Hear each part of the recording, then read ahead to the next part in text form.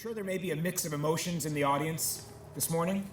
I think parents are probably excited and justly proud for their children, but maybe feeling a little bit apprehensive too, sort of a, holy cow, how did I become the parent of someone going into high school? Where'd the last 13 or 14 years go? Students, I suspect you may be thinking, I'm excited, I'm old, and I want to get older, quick. But you may also be thinking, I'm not sure about this idea of going to high school. What's that going to be like next year? Well, I think a blend of these kinds of emotions is absolutely to be expected and is natural at this stage. It's both exciting and a little bit daunting, this idea of leaving the comfortable embrace of our middle school. But if there's any group that can handle that challenge, I know it's you all, the amazing class of 2021.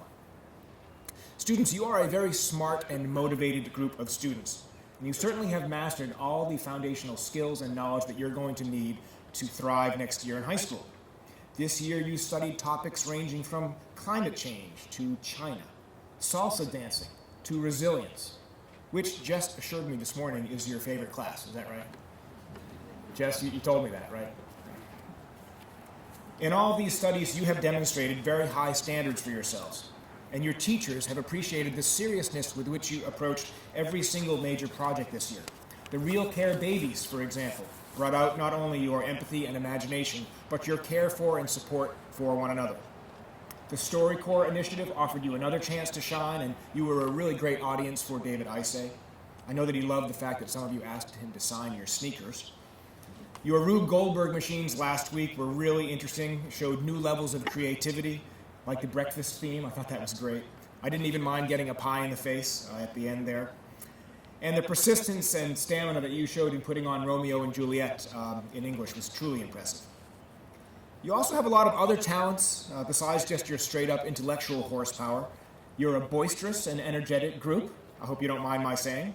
And I know that because I can hear you every day as you bound down the stairs by my office on your way to the cafeteria or as you're shrieking with delight outside playing your special soccer game on the front circle.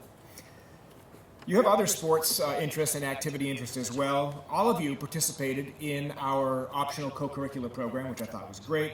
The girls' A soccer team and the field hockey team and the boys' basketball team all had undefeated seasons this year.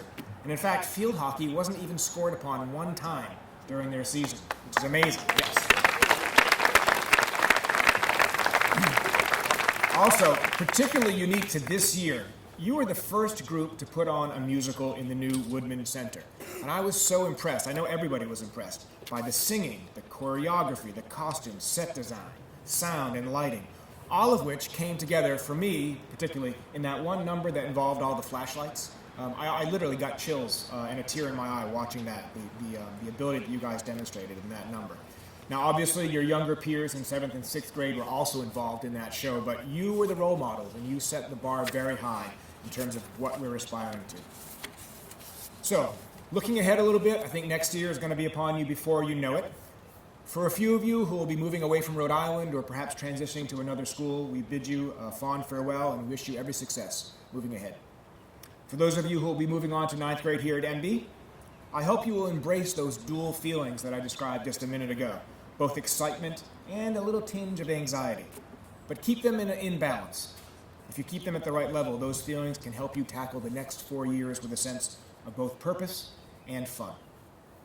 For now, though, my advice, get a little bit of rest this summer, have fun with family and friends, maybe try something new, and then come back to us in September with your batteries recharged and ready to dive into all sorts of new subjects, new clubs, sports, and opportunities that have never been available to you before in school. Congratulations on an amazing job this year. Look forward to seeing you back in the fall. Thanks, everyone.